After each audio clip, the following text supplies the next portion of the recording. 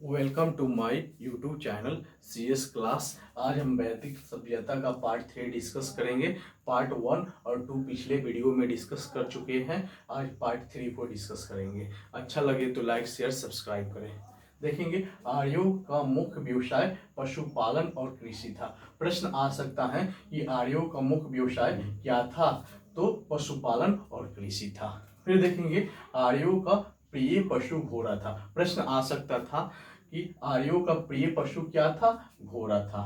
फिर देखेंगे आर्यों द्वारा खोजी गई धातु लोहा थी। प्रश्न आएगा कि आर्यों द्वारा खोजी गई धातु क्या थी, लोहा थी, जिसे श्याम अयस्क कहा जाता था। लोहा को क्या कहा जाता था, श्याम अयस्क कहा जाता था। फिर देखेंगे तांबा को लोहित अयस्क कहा जाता था।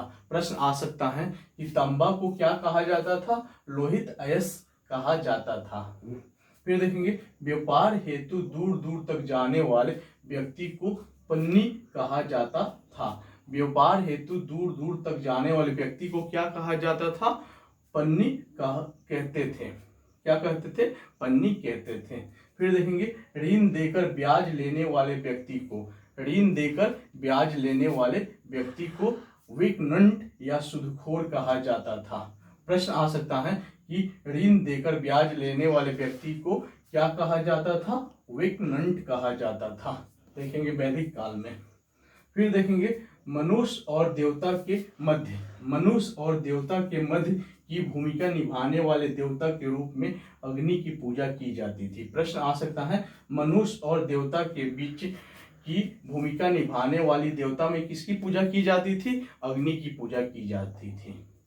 देखेंगे ऋग्वेद में सभी नदी में सरस्वती सबसे महत्वपूर्ण और तथा सबसे पवित्र नदी मानी जाती है। प्रश्न आ सकता है कि ऋग्वेद में सभी नदी में सबसे महत्वपूर्ण और सबसे पवित्र नदी कौन सा है, सरस्वती। फिर देखेंगे ऋग्वेद में गंगा का उल्लेख एक बार हुआ है। प्रश्न आ सकता है कि ऋग्वेद में गंगा का उल्लेख कितने बार हुआ है, तो एक बार गंगा नदी का उल्लेख। फिर देखेंगे ऋग्वेद में यमुना का उल्लेख 3 बार हुआ है। प्रश्न आ सकता है कि ऋग्वेद में यमुना नदी का उल्लेख कितने बार हुआ है, 3 बार हुआ है, और गंगा नदी का उल्लेख 1 बार हुआ है। देखेंगे सिंधु नदी का उल्लेख सबसे अधिक बार हुआ है। ऋग्वेद में सिंधु नदी का उल्लेख कितने बार हुआ है, सबसे अधिक बार हुआ है। तो प्रश्न देखेंगे कि ऋग्वेद में सबसे पवित्र नदी किसको माना जाता था, सरस्वती को माना जाता था। ऋग्वेद में गंगा का उल्लेख कितने बार हुआ है, 1 बार हुआ है। फिर प्रश्न आ सकता है कि यमुना का उल्लेख कितने बार हुआ है, 3 बार हुआ है। और सबसे पवित्र नदी किसको माना जाता था, सरस्वती, सबसे पवित्र नदी किसको माना जाता था, सरस्वती को। और सिंधु नदी का उल्लेख सबसे अधिक बार हुआ है। फिर देखेंगे वैदिक कालीन देवता को देखेंगे, वैदिक कालीन देवता को देखेंगे। पहला देखेंगे देवता में इंद्र हो गए, इंद्र के बाद अग्नि हो गए, वरुण हो गए, उसके बाद सोम हो गए, उषा, अश्विन, पूषण, मारुत और विष्णु। देखेंगे अग्नि, अग्नि का संबंध इंद्र का संबंध देखेंगे, इंद्र का संबंध युद्ध का नेता और वर्षा का देवता। प्रश्न आ सकता है कि इंद्र का संबंध किससे है, युद्ध का नेता और वर्षा का देवता। फिर देखेंगे अग्नि का संबंध देखेंगे हम देवता और मनुष्य के बीच मध्यस्थ, अग्नि का संबंध देवता और मनुष्य के बीच मध्यस्थ। फिर देखेंगे वरुण का संबंध किससे है, पृथ्वी और सूर्य का निर्माता। वरुण का संबंध पृथ्वी और सूर्य का निर्माता, और कौमा में देखेंगे समुद्र का देवता और कौमा सत्य का प्रतीक। देखेंगे वरुण का संबंध पृथ्वी और सूर्य की निर्माता। फिर देखेंगे समुद्र का देवता और सत्य का प्रतीक वरुण का है।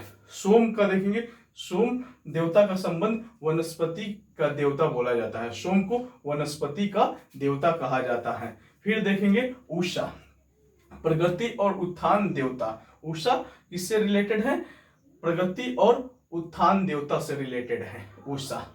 फिर देखेंगे अश्विन, अश्विन किससे रिलेटेड है, विपत्तियों को हरने वाले देवता। अश्विन किससे संबंधित है, ऋग्वैदिक कालीन देवता में देखेंगे विपत्तियों को हरने वाले देवता हुए अश्विन। पुष्ण, पुष्ण देखेंगे पशुओं का देवता, नाम से ही पता चल रहा है पुष्ण किससे रिलेटेड है, पशुओं का देवता। फिर देखेंगे मारुत, ये भी नाम से रिलेटेड है, आधी तूफान का देवता। मारुत किससे रिलेटेड है? वैदिक कालीन देवता में आधी तूफान का देवता। फिर देखेंगे विष्णु, विष्णु विश्व के संरक्षक और पालनकर्ता। विष्णु किससे रिलेटेड है? विश्व के संरक्षक और पालनकर्ता। अच्छा लगे तो लाइक शेयर सब्सक्राइब करें। थैंक्स।